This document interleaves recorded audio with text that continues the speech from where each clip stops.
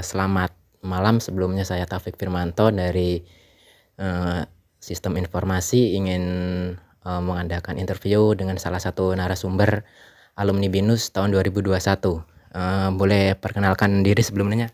Ya, nama saya Fajar Yulmi Sopian, saya alumni BINUS University Online Learning tahun 2021, Sistem Informasi.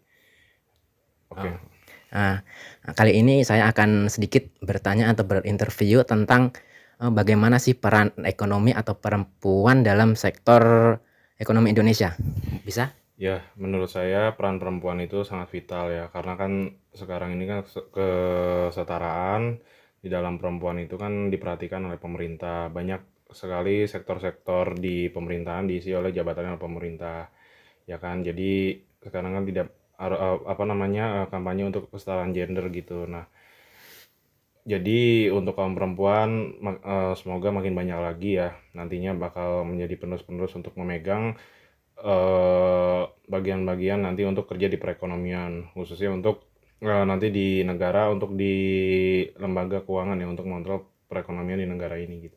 Oh iya, terus selanjutnya, menurut Anda apa keuntungan dari pendidikan kewirausahaan bagi perempuan?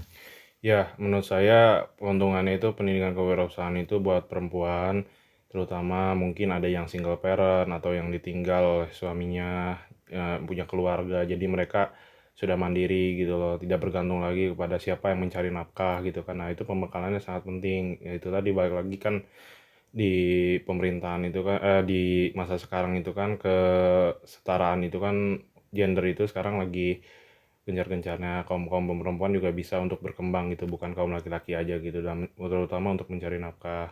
Oke, siap. Nah, selanjutnya, keterampilan seperti apa yang paling penting untuk perempuan dalam menghadapi sektor ekonomi?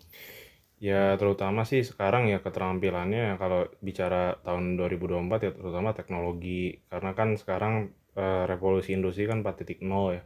Makanya sekarang banyak pekerjaan yang bisa digantikan sama AI. Nah, terutama harus kalau misalkan untuk perekonomian terutama dikuasai dulu dalam bidang teknologi gitu loh. Jangan sampai nanti gaptek atau ketinggalan gitu informasi atau maksudnya itu dalam bidang teknologi tuh nggak ngerti gitu loh. Nah, itu harus diperhatikan juga. Ya, boleh. Nah, selanjutnya yaitu, tantangan terbesar apa yang dihadapi perempuan dalam, mengakses pendidikan kewirausahaan? Ya tantangannya sekarang itu kan apa ya namanya ya, mindset. Pertama sih mindset ya, karena kan sekarang kaum perempuan kan berpikir saya udah married gitu dan saya udah berkeluarga gitu, mau ngapain lagi gitu loh, saya wirausaha dan ada bergantung kepada suaminya gitu kan. Itu tadi ya, maksud saya kalau misalkan perempuan itu bisa mandiri gitu loh, mungkin setelah nikah ya kan. Nah, itu kan nantinya balik lagi ke mereka juga gitu. Nantinya mereka bisa hidup mandiri bila misalkan single parent atau terjadi hal apapun gitu kan, bisa bantu untuk perekonomian ke suami juga gitu loh. Yang kedua mungkin itu tadi dari mungkin sekarang dibarengin kalau misalkan pengen maju itu dibarengin juga dengan mengikuti perkembangan zaman, itu teknologi revolusi industri 4.0, penggunaan AI, dan juga sekarang kan lagi gencarnya digitalisasi gitu. Oke, untuk selanjutnya, apakah Anda memiliki pengalaman dari seorang perempuan yang telah bersukses di bidang ekonomi atau berusaha? Ya kalau misalkan pengalaman untuk pribadi belum, tapi kalau misalkan melihat dulu figur atau cerminan untuk perempuan yang sukses berusaha itu banyak ya sekarang ya, terutama kan di generasi-generasi Gen Z. Nah, itu kan sekarang udah melek teknologi. Nah, itu banyak banget menurut saya yang udah sukses gitu loh untuk merintis usaha, dan itu juga nggak apa ya namanya ya, tidak mudah gitu kan. Mereka juga merintis dari bawah lalu berkembang gitu, dan mereka intinya melek teknologi sih. Ya, siap. Nah, kalau bagaimana sih peran pemerintah dalam mendukung kewirausahaan untuk seorang perempuan?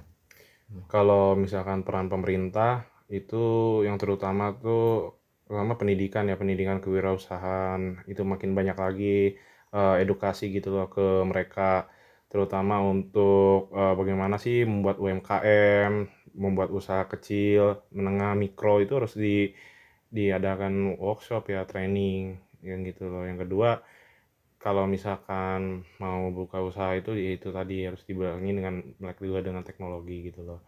Lalu yang ketiga itu yang pengetahuan tentang, pengelolaan keuangan, itu kan bagian dari UMKM juga sebenarnya, satu paket gitu loh maksud saya, itu Oh ya. poinnya. Nah, yang terakhir nih, apa perubahan yang diharapkan dalam jangka panjang jika nantinya lebih banyak perempuan yang bekerja dalam bidang ekonomi?